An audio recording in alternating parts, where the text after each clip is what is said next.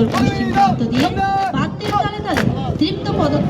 জাতীয় পতাকার বাম পাশে রয়েছে শুভ্র জমিনের বাম প্রান্তে জাতীয় পতাকা অঙ্কিত নেভাল অ্যান্ড সাইনের বামে রয়েছে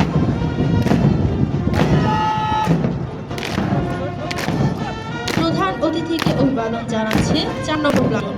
প্লাটুনটির নেতৃত্ব দিচ্ছে অভিনাবিক মারিয়া আক্তার। ডিরেক্ট এন্ট্রি রাইটার টু ইউ। কোয়ার্টার ডেক অতিক্রম করছে 3 নম্বর প্লাটুন।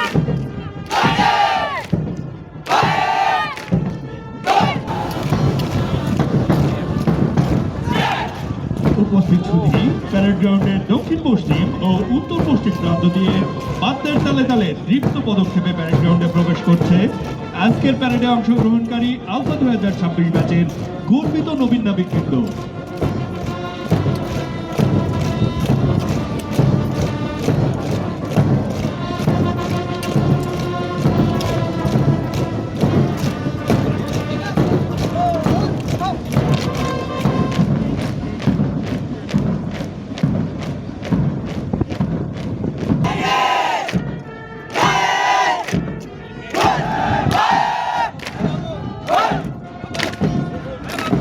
প্রধান অতিথিকে অভিবাদন জানাচ্ছে 1 নম্বর প্লাটুন।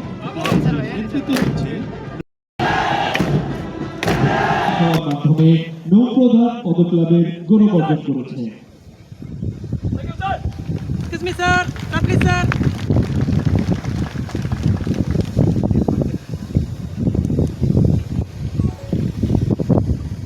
ধন্যবাদ স্যার।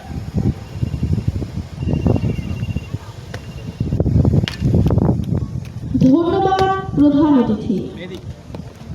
আমাদের এই জনবহুল দেশের সার্বিক উন্নয়নে সঙ্গত কারণেই ব্লু ইকোনমি বা সুনীল অর্থনীতির জাতীয় উন্নয়নের কৌশলগত অগ্রাধিকারে স্থান লাভ করেছে। বঙ্গোপসাগরে প্রায় 1,18,000 বর্গ কিলোমিটার সমুদ্র এলাকা নিয়ে আমাদের আজ বিশাল সম্ভাবনাময় ক্ষেত্র তৈরি হয়েছে, যেখানে রয়েছে মৎস্য সম্পদের প্রাচুর্য, তেল সম্ভাবনাময় ক্ষেত্র, নবায়নযোগ্য জ্বালানির উৎস এবং আন্তর্জাতিক বাণিজ্য পথের ব্যবহার, যা দেশের জিডিপি বৃদ্ধিতে গুরুত্বপূর্ণ ভূমিকা রাখছে। এই সুনীল অর্থনীতিকে বাস্তব উন্নয়নের পথে রূপ দিতে সমুদ্রের নিরাপত্তা রক্ষায় বাংলাদেশ নৌবাহিনী এবং বাংলাদেশ কোস্টগার্ড নিরলসভাবে কাজ করে যাচ্ছে। সমুদ্র সম্পদ সংরক্ষণ এবং বহিঃশত্রুর যে কোনো সমুদ্র সীমা রক্ষার লক্ষ্যে বাংলাদেশ নৌবাহিনীর আধুনিকায়নে বহুমুখী পদক্ষেপ গ্রহণ করা হয়েছে। নৌবহরে উল্লেখযোগ্য সংখ্যক যুদ্ধজাহাজ, হেলিকপ্টার, মেরিটাইম পেট্রোল এয়ারক্রাফট সহ আধুনিক যুদ্ধ সরঞ্জাম ও প্রযুক্তি সংযোজন করা হয়েছে। একই সাথে বানৌজা নবযাত্রা এবং জয়যাত্রা নামে 2টি সাবমেরিন সংযোজনের মাধ্যমে আজ আমাদের প্রাণপ্রিয় নৌবাহিনী ত্রিমাত্রিক নৌবাহিনীতে পরিণত হয়েছে। এই ত্রিমাত্রিক নৌবাহিনীর সক্ষমতা বৃদ্ধির অংশ হিসেবে নতুন নৌঘাঁটি, যুদ্ধজাহাজ, আধুনিক যুদ্ধ সরঞ্জাম ও প্রযুক্তি সংযোজনের কার্যক্রম সবসময় চলমান রয়েছে।